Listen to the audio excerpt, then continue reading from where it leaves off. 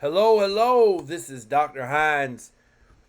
And today I want to talk about a subject that may not be as popular with some parents. It's probably something that some parents don't even take the time to do. But I think for our students, especially those who are in high school, we need to take the time to talk to our students about how they deal and progress through relationships. That's right, the big R word. How do we teach our kids to deal with relationships? And I go back that parents have been and always will be the first educators of children. They're the ones who set the standard and set the example. So everything you say, but most importantly, everything you do, children see, hear, ascertain, and make judgment about. So if you're a parent that preaches one thing, but yet you do something else, your child's going to see that. They're going to make a decision, and they're going to do whatever they decide to do.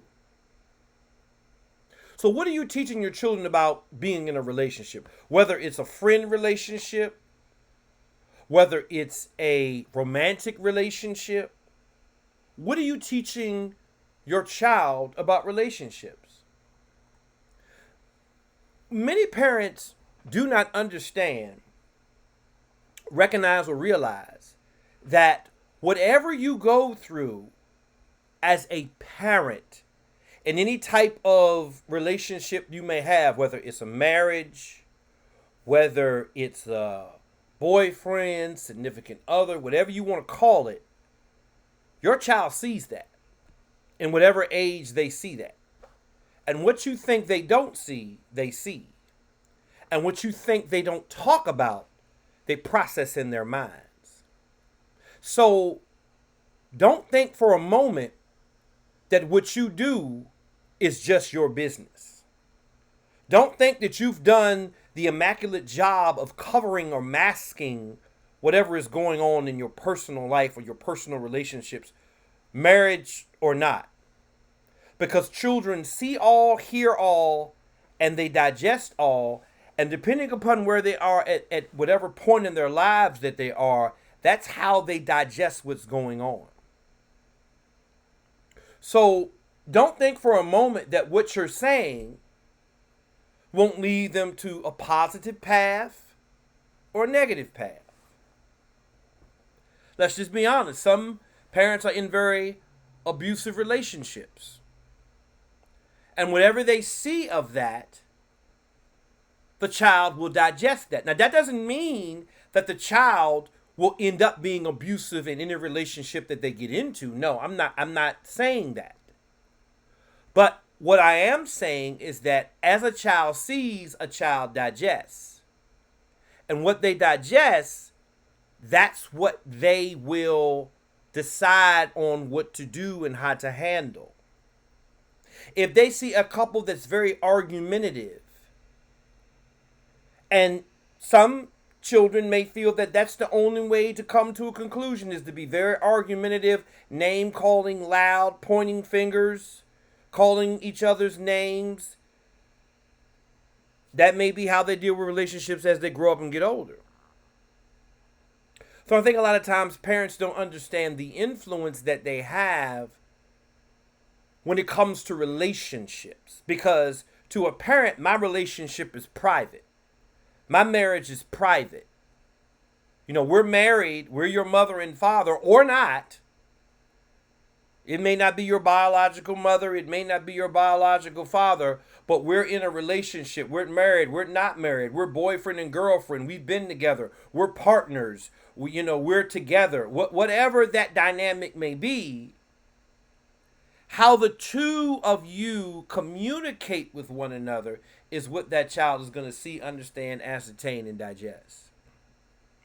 Once they digest it, what outcome will come from that? And a lot of parents don't know. And some parents are fearful because they're necessarily not giving their child the most positive influence.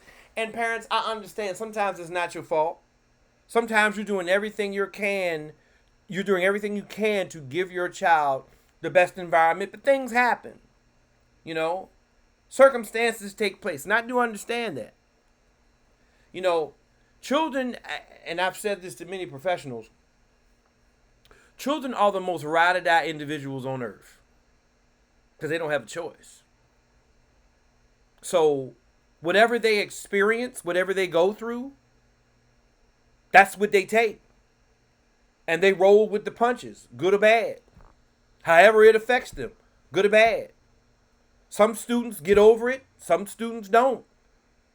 Some children say, I can get through this, I can learn from this, and some students say this will affect me for the rest of my life.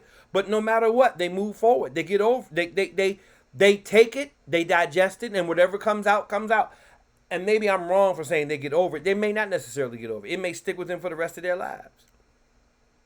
One incident, one disagreement can stick with a child for the rest of their lives. Sometimes parents don't understand that because just because you as a parent have gotten over the situation, that doesn't mean that child's going to be able to get over it in the same way. You may have gotten over it in a year. It may take them 30 years to get over it. And still may not be over it, no matter what the situation is. But think about it, parents. What do you really teach your child? Middle school, high school child about how to deal with disputes. How do you deal when you're in cohesion with somebody and the two of you don't get along? The person sees to the left, you see to the right.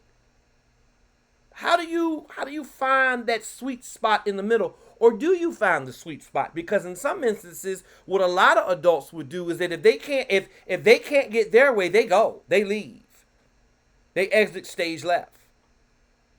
What do you think that impact is going to have on your child? How do you deal with challenges? How do you deal when you're with someone and they challenge you? They confront you. You believe in everything you're doing and they say, no, I do not agree. How does your child see that and digest that? Roles and responsibilities, duties. Whether you're in a heterosexual or homosexual or whatever type of relationship you may be in, there's roles. Who does this? Who does that? Where do you find the equilibrium? Where do you find that equal line that the two of you can coexist? And the thing a lot of times, especially today, we get caught up in gender roles. Men are supposed to do this. Women are supposed to do this. Well, what about if you have two men or two women? There's still roles in any relationship. There's still roles. Who plays what role? And what responsibility does each person have in fulfilling their role to the fullest extent? Sometimes in relationships, the relationship doesn't work because one party is not fulfilling their role to the fullest. They let a responsibility lag or hang or go aside for months, years, and then they expect everything to be nice and happy and great, and they don't realize that I haven't done my job in this role. And that's why this person is acting the way that they're acting, because for years, I haven't fulfilled my role or I haven't done my due diligence in my relationship to make this work. What are you teaching your child about due diligence in relationships? How do you teach your child how to act in a relationship? Friendship, relationship, emotional relationship, work relationship. What are you teaching your child about that? What are you teaching your child about how to be comforting and supporting? Sometimes it's a right time to state your facts. It's the right time to be obstinate. It's the right time to be antagonistic. And sometimes it's a time to be nurturing, caring, listening, forgiving. Sometimes people don't need to be confronted. Sometimes people need to be comforted. When do you teach the child the balance between the two? Patience. What do you teach your child about patience? In any relationship, you have to have patience because two people cannot grow together unless both parties have decided that it's going to take time to build. It's going to take time to build the relationship right. It's not going to happen overnight. It's going to happen. It's not going to happen in a week or a month. I got to have patience to believe that I'm in the right place at the right time with the right person doing the right thing. And I got to give it time. I'm not asking this person to do more, and I'm not going to do any less, but I got to have patience to let it grow. It's kind of like in music, a lot of times when we talk about dynamics, we talk about a crescendo. A crescendo is where you take a sound that is low and you build it up gradually to a loud sound. Sometimes that's how relationships have to grow. It has to start at the ground level, and you have to take the time to build it up to grow strong so that the both of you can feel the power of the relationship. Because if you build it too quick, it's not going to grow. The difference between love and lust. How do you teach your child to understand that you may want something? You may want to be with somebody. And it may not always be a sexual connection. It could just be, I just want to be with this person because I feel that this is the person I need to be with. And this happens a lot in high school. I just feel that I need to be with this person. This is the person I'm supposed to be with. No one else will do. How do you teach your child that maybe the person you're wanting is not the person you're supposed to be with? I learned this a long time ago, and I'll give it to you on this. You got to learn to love the one that wants you. Stop going after the one you want, because the one you want wants somebody else. Learn to love the one that wants you. It makes life so much easier, because there's always somebody out there that wants you and wants you so bad that they're willing to do whatever it takes to make it work. Not that they're going to give up of themselves to be with you. Not they're not going to demolish their dreams, but they want to build whatever they got, and they want to build it with you because they love you for who you are. They're not expecting you to change. They're not expecting you to transform. Yes, there's some maturation that has to go into it, but they just want you to be you. What are you teaching your child about that? And lastly, when to leave. When have you given your all into something? When have you given your all into a relationship? You've put in time. You've put in effort. You forgave. You've talked. You've walked together. You've done every possible thing that you can do. And there's nothing left to do but to move on, because if I stay in this, I'm going to damage myself and I'm going to damage you. I'm going to hold myself back from my dream, and I'm going to hold you back from your dreams, because I want this to happen for us. And maybe my desire to want us to happen is what's creating the drama and the problem. When I need to let you go and let you live your life and let me live my life, because I'm young. I'm in high school. I just got out of high school. I'm young. I got my whole life ahead of me. When do I say enough is enough? When will I not tolerate any of the buffoonery that can happen in a relationship? When do I set strict boundaries and say, I will not bow down to what this person is asking me to do because it's beyond my character? I believe in me and I love me enough that I will not accept what you're trying to ask of me to belittle myself in order to be with you. I will love me first. I love you, but I love myself more. And my love for me is greater than my desire to be with you. So unfortunately, I have to choose me and let you go.